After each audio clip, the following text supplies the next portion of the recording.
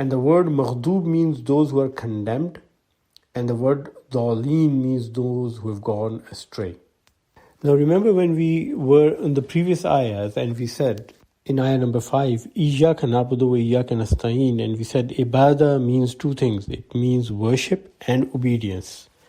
So for worship you need iman, and then you do the good deeds. So two things go side by side. You have the understanding and iman, faith, and the faith makes you do the good deeds.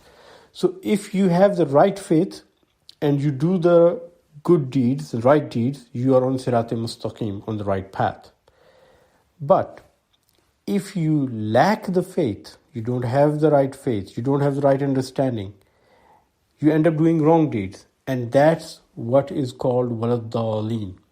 These are the people who've gone astray because they don't know what to do. So they have an excuse though. However, if you do have the right understanding and the faith, but you're doing the wrong deeds, then you are maghdub, then you are condemned. So you see the beauty, how all the verses are connected to each other. So verse number 5 is describing the faith and the good deeds as na'budu. Verse number 6 is saying Sirat al-Mustaqim, when you have the right faith and you do the right deeds, you're on the right path. And verse number 7 is telling you how if one or the other goes wrong, what you end up with. Lack of faith, doing the wrong deeds, you've gone astray.